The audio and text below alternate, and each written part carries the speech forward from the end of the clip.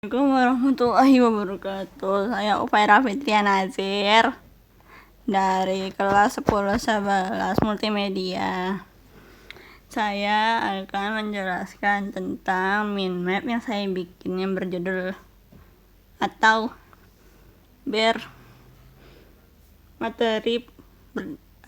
materinya adalah peta.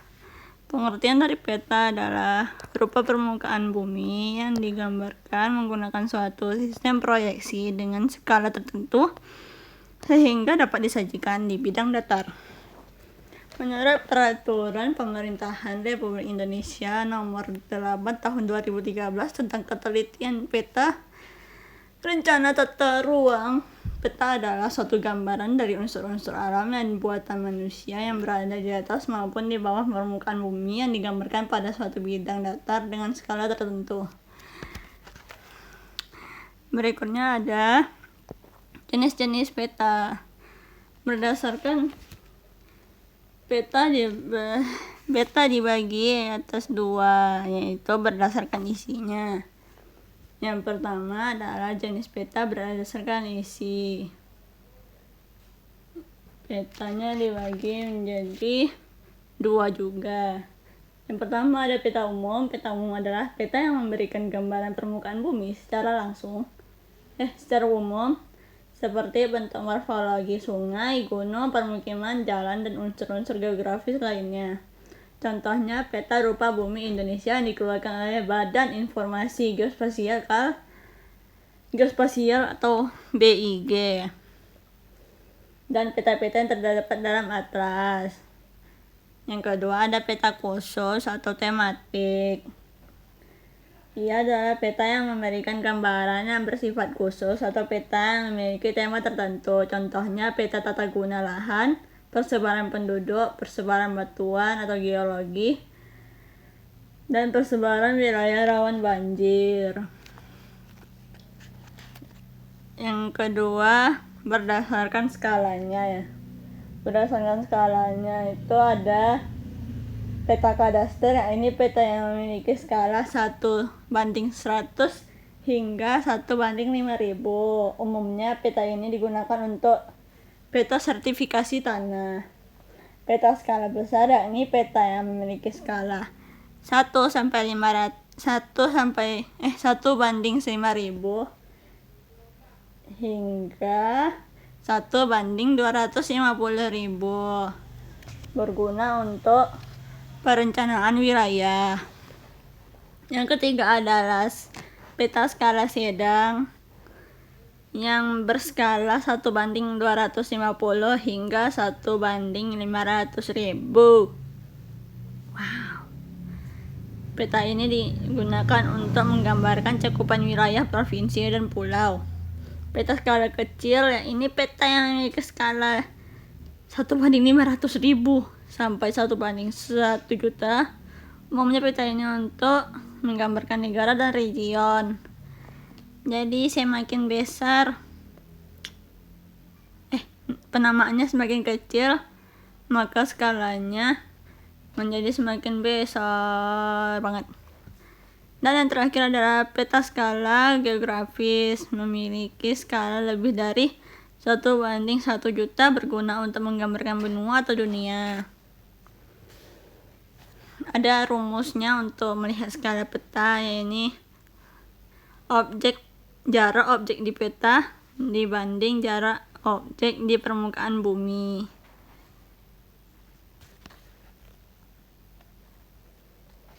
Yang ketiga ada fungsi peta.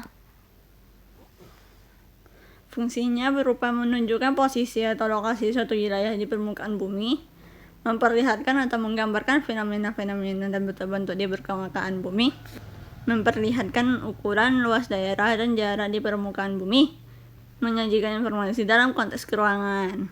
YP. Yang keempat ada proyeksi peta.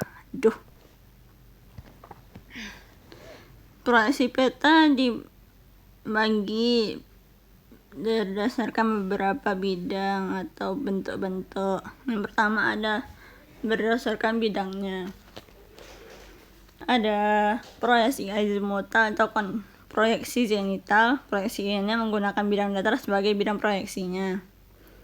Sumbu simetris dari proyeksi ini adalah garis yang melalui pusat bumi dan tegak lurus terhadap lintang proyeksi. Wilayah yang paling baik menggunakan proyeksi azimutal adalah wilayah kutub atau bagian atas dan bawah. Yang kedua ada proyeksi kerucut. Proyeksi ini menggunakan bidang kerucut sebagai bidang proyeksinya. Sumbu simetris di proyeksi ini adalah sumbu dari kerucut yang melalui pusat bumi. Proyeksi kerucut paling baik digunakan untuk menggambarkan wilayah lintang tengah. Kayaknya ini cocok deh untuk di Indonesia.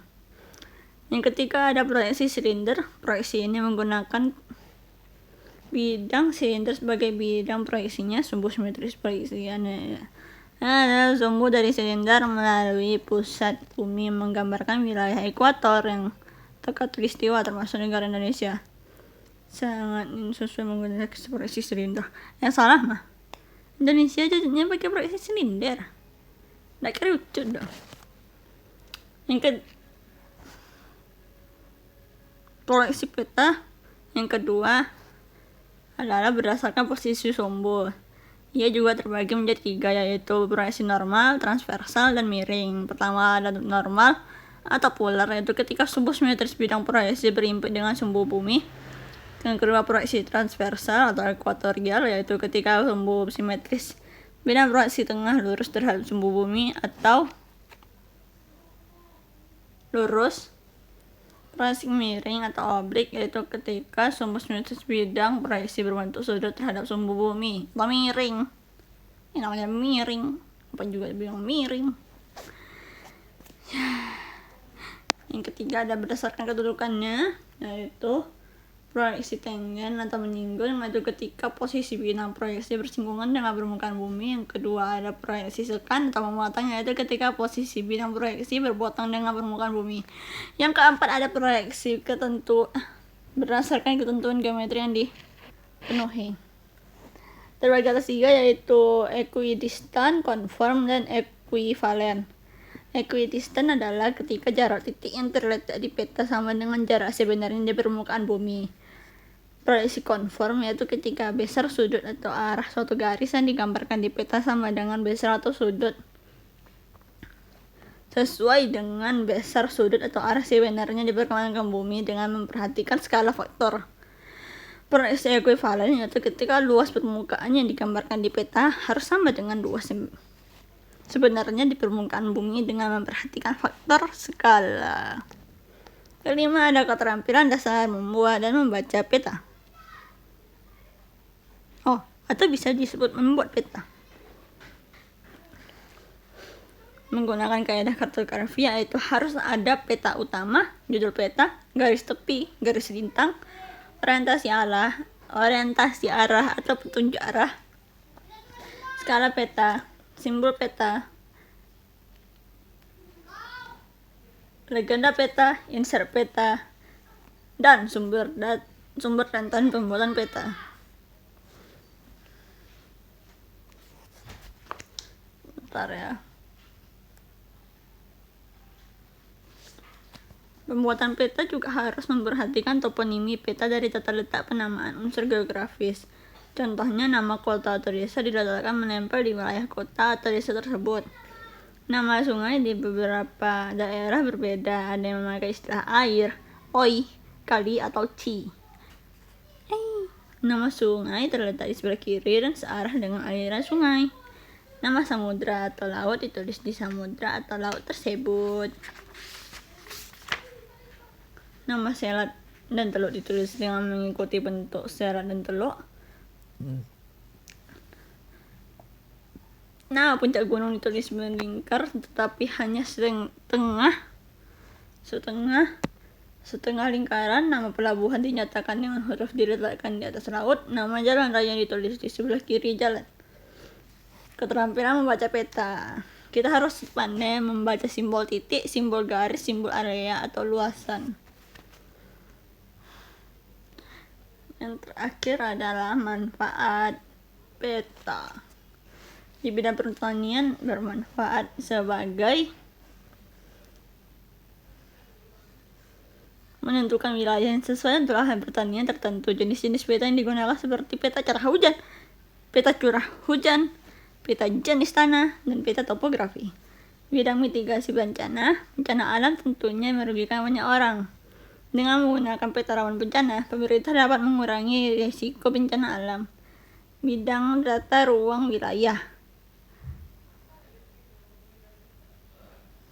Pemerintah Indonesia melaksanakan penataan ruang wilayah untuk menentukan pola keruangan, seperti ruang lingkup dan ruang budidaya, dan ruang ruangan seperti pusat permukaan dan jaringan jalan, agar tepat dan sesuai dengan kondisi fisik dan penduduk di wilayah tersebut. Hanya segitu penjelasan saya terhadap peta, dan ini adalah gambaran dari pokok pikiran di materi peta tersebut. Menurut saya itu cukup. Sekian dari saya, dan ini adalah materi kelas 10 semester 1.